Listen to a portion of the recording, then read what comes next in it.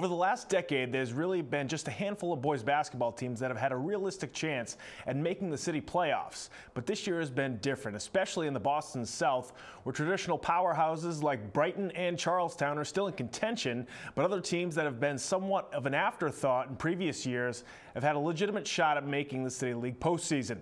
Two of those teams, Jeremiah Burke and Tech Boston, squared off on Friday night. So let's head out to Tech Boston Academy for this one. Jeremiah Burke and Tech Boston, they share the neighborhood of Dorchester, and we're going to pick it up in the first quarter. Tech Boston with the early lead. Shamar Moore, nice drive by him. He puts the Bears up by 7 there early on. Later on in the first quarter, though, LeVar Williams knocks down the corner 3 for Jeremiah Burke. They led after 10-9. Second quarter now, we're tied up at 16. Devontae Jamison connects from long distance, puts Burke up by 3. Later on in the second, DeJour Dunkley lays it down nicely to Rico Cox-Claro with a nifty reverse lay-in. Burke led by 2 at the half. Third quarter now, LeVar Williams off the screen, knocking down another trifecta, puts Burke up by 7. But here comes the Tech Boston Bears. Shamar Moore, corner 3. He cuts the Burke lead down to 2. Tech Boston now up by 1 more. Misses the bunny, but it's Ty Cliff Blake on the putback. Bears go up 38-35. Fourth quarter now, Bears in control. It's Shamar Browder falling to the floor. He gets the hoop and the harm. 8-point lead for Tech Boston. Late in the fourth now, Bears turn it over, and it's Rico Cox-Claro off the steal. Banks it high off the window, makes it a 3-point ball game, but the Bears were just too tough down the stretch. Walter Duhalis off the steal with the flush. Tech Boston hangs on to win 63-56 over Jeremiah Burke.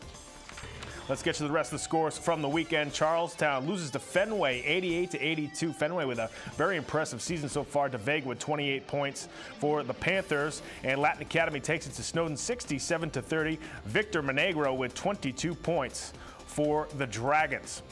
The MLK Invitational was on Sunday, and Duxbury took down Brighton 73-64 in an upset. Ryan Regan with 32 points for the Duxbury Dragons, and New Mission took down Springfield Putnam 67-47. Charles Mitchell with 22 points for the Titans. O'Brien takes down Catholic Memorial 81-62. Kobe Smith 22 points and 8 rebounds for the Tigers. On the girls' side, Bishop Feion took down Cathedral 63-42. Katie Nelson 22 points for the Shamrocks. Also at the MLK on the girls' side, it's Bill Ricca taking down New Mission 51-36. Balbani with 12 points, and Fontbonne takes down Fenway 55-50. Larnard with 18 points. With less than a month to go before the city championships, the hunt for the top 2 spots in the Boston South standings will be very interesting down the stretch. One note from high school hockey, it's no secret that Boston City League high school hockey has dwindled down to just 3 teams: Latin Academy, East Boston, and O'Brien.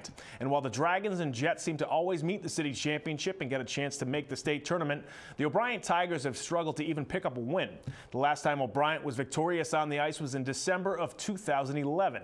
But that all changed last week when the Tigers defeated New Bedford High School 13-5, with Tiger senior Justin Barcelou scoring 7 goals in the contest. Certainly a historic night for the Tigers, and oftentimes wins can come in bunches. So congrats and good luck to the O'Brien hockey team. That's going to do it for sports this week, folks. Go Pats this weekend. Let's get one for the finger. And folks, you know exactly which finger I'm talking about. We'll see you right back here next week on Boston Neighborhood Sports.